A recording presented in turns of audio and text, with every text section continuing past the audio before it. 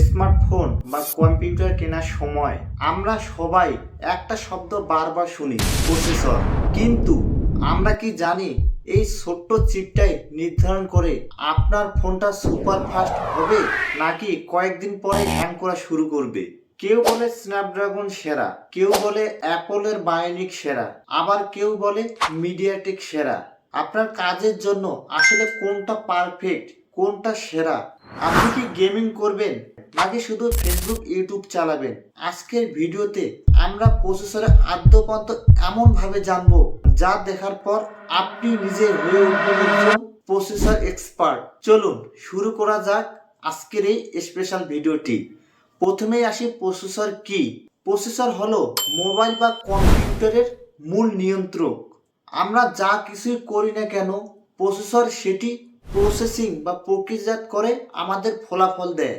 অর্থাৎ আমরা প্রতিক্ষণ বা প্রতি মুহূর্তে যে নির্দেশনা দিচ্ছি, ইউটিউবে যাওয়া, ফেসবুকে যাওয়া, এই যে যাওয়ার কাজ করা, এটাই মূলত প্রসেসরের কাজ। ভিডিওটি স্কিপ না করে পুরোটাই দেখুন। আশা রাখছি শেষে অবশ্যই কিছু নিয়ে যাবেন। পুরো ভিডিওটি মনোযোগ সহকারে দেখুন। বিভিন্ন ধরনের কাজের জন্য বিভিন্ন ধরনের প্রসেসর তৈরি করা হয়, যেমন গেমিংয়ের জন্য gaming processor, MediaTek processor, browsing processor ইত্যাদি। এই মূল বিষয়টি সম্পর্কে আমাদের জানা না থাকার কারণেই আমরা আমাদের নিজস্ব দরকারি বা প্রয়োজনীয় প্রসেসরটি বেছে নিতে পারি না। বিশ্বে অনেক কোম্পানি প্রসেসর তৈরি করে, যেমন কম্পিউটারের ক্ষেত্রে ইন্টেল এমডি, ফোনের ক্ষেত্রে Qualcomm Snapdragon, MediaTek, Apple bionic, Samsung Exynos, Google tensor. প্রতিটি কোম্পানির প্রতিটি সিরিজের প্রসেসরের জন্য আলাদা করে বৈশিষ্ট্য আছে। যেমন কম্পিউটারের ক্ষেত্রে ইন্টেল এমডির প্রসেসর, আবার মোবাইলের ক্ষেত্রে মিডিয়াটেক ডায়মন্ডসিটি হিলিও জি সিরিজের প্রসেসর, স্যামসাংয়ের নিজস্ব প্রসেসর এক্সিনস, অ্যাপলের বায়োনিক সিরিজ, গুগলের tensor series, UNESCO, Qualcomm Snapdragon, এরকম বিভিন্ন ধরনের প্রসেসর আছে। মনে রাখবেন, এগুলো শুধু প্রসেসরের নাম। এদের শক্তি, স্পিড, লংজিভিটি, কোন কাজের জন্য কোন প্রসেসর, প্রতিটি প্রসেসরের আলাদা কোর আছে, সেটা একটু পরেই আলোচনা করতেছি। তার আগে আমরা জানি বর্তমান সময়ে যে প্রসেসরগুলো বেশি ব্যবহার করা হয়, কোন প্রসেসর কোন কাজের জন্য, এটা আমাদের জানা অত্যন্ত গুরুত্বপূর্ণ। প্রথমেই আসি মিডিয়াটেক প্রসেসর নিয়ে। মিডিয়াটেক এটি তাইওয়ান ভিত্তিক একটি কোম্পানির প্রসেসর।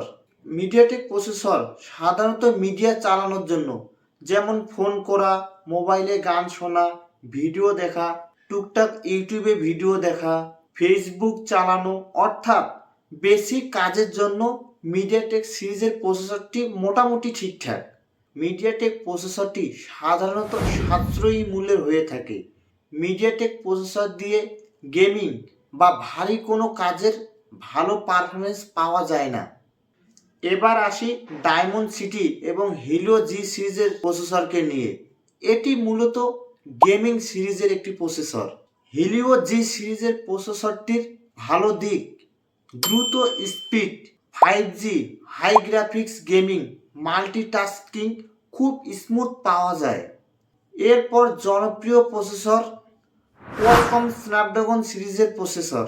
কোয়ালকম স্ন্যাপড্রাগন সিরিজের প্রসেসরটি আমেরিকা ভিত্তিক একটি কোম্পানির তৈরি প্রসেসর। কোয়ালকম স্ন্যাপড্রাগন প্রসেসরটি খুবই শক্তিশালী। এই প্রসেসর দিয়ে আপনি প্রায় গেমিং থেকে শুরু করে ভিডিও এডিটিং, ফটোগ্রাফি, যে কোনো ধরনের ভারী কাজগুলো খুব সুন্দর এবং স্মুথভাবে করতে পারবেন। এই প্রসেসরটি সবচেয়ে ভালো দিক, এটি দীর্ঘদিন ব্যবহার করা যায়, কোনো প্রকার স্পিড কমে না। কিন্তু খারাপ দিক একটাই, কোয়ালকম স্ন্যাপড্রাগন সিরিজের প্রসেসরের মোবাইলগুলোর দাম তুলনামূলক একটু বেশি হয়ে থাকে। এই প্রসেসরটি সাধারণত ফ্ল্যাগশিপ বা দামি ফোনগুলোতে ব্যবহার করা হয়ে থাকে। এবারে সিরিজ ইউনিস্কো প্রসেসরটি নিয়ে। ইউনিস্কো প্রসেসর এটি চীনের একটি প্রসেসর কোম্পানি। এই প্রসেসরটা মূলত সবচেয়ে কম শক্তিশালী আর লো রেঞ্জের বা কম দামের কম শক্তিশালী প্রসেসর। ইউনেস্কো প্রসেসর, এটি একবারে বেসিক এন্ট্রি লেভেলের প্রসেসর। এবার আসি স্যামসাংয়ের এক্সিনোস প্রসেসর নিয়ে।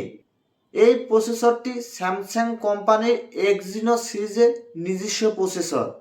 এই প্রসেসরটি স্যামসাং বিভিন্নভাবে অপটিমাইজেশন করে তাদের লো থেকে হাই রেঞ্জের প্রাইজের ফোনগুলোতে ব্যবহার করে থাকে।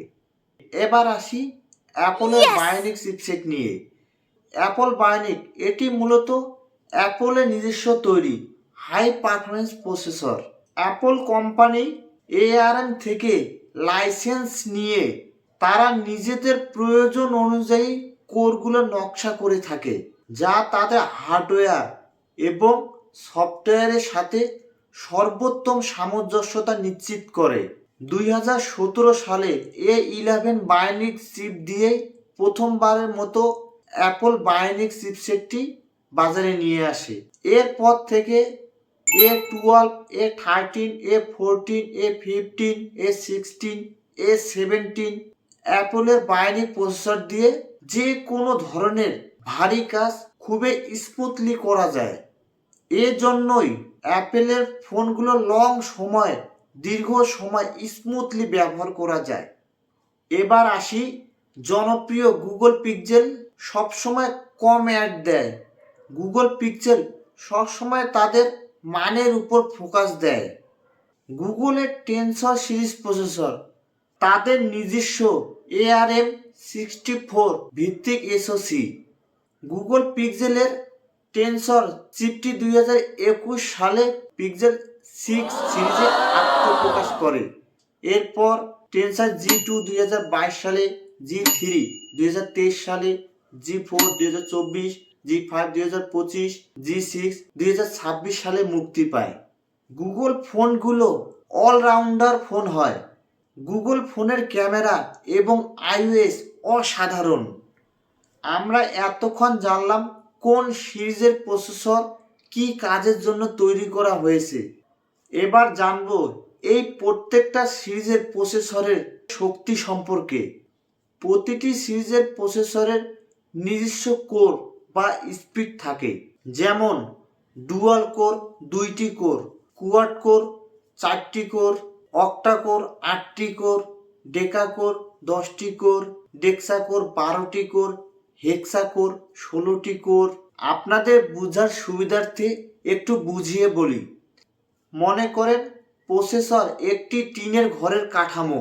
সেই ঘরের কাঠামোটিকে কয়টি খুঁটি বা কোর দিয়ে দাঁড় করানো হয়েছে, এগুলোই মূলত কোর। যেমন ডুয়াল কোর হচ্ছে সেই ঘরের কাঠামোটিকে 2টি কোর দিয়ে বা 2টি খুঁটি দিয়ে দাঁড় করানো হয়েছে। তেমনি কোয়াড কোর হচ্ছে 4টি কোর বা 4টি খুঁটি, হেক্সা কোর হচ্ছে 6টি খুঁটি, আর অক্টা কোর হচ্ছে 8টি খুঁটি, ডেক্সা কোর হচ্ছে 12টি খুঁটি, ডেক্সা ডেকা কোর হচ্ছে 16টি খুঁটি। অর্থাৎ ততগুলো কোর সেই প্রসেসরকে শক্তি দিচ্ছে। মিড রেঞ্জের ফোনগুলোতে সাধারণত অক্টা কোর ব্যবহার করা হয়ে থাকে, 8টি কোর বা 8টা খুঁটি ব্যবহার করা হয়ে থাকে। আর বেশি দামি বা ফ্ল্যাগশিপ ফোনগুলোতে ডেকা কোর অর্থাৎ 10টি কোর, ডেক্সা কোর 12টি এবং ডেক্সা ডেকা কোর 16টি কোর দেয়। এগুলো দামি ফ্ল্যাগশিপ ফোনে দেয়া থাকে। একটি ঘরের কাঠামোকে যতগুলো কোর বা খুঁটি দেয়া হয়, সেই ফোন তত শক্তিশালী হয়। এজন্য দামি ফোনগুলোতে সব সময় বেশি স্পিড হয়। এই যে প্রসেসরের স্পিড, সেটা মাপা হয় গিগাহার্টজ দিয়ে। যেমন 2.0 গিগাহার্টজ, 3.0 গিগাহার্টজ, মানে হলো সেই প্রসেসরের প্রতি সেকেন্ডে বিলিয়ন সংখ্যক কাজ করতে পারে। যত বেশি গিগাহার্টজ হয়, তত দ্রুত আপনার ডিভাইস কাজ করবে। শুধু স্পিড নয়, একটু গুরুত্ব দিয়ে শুনুন।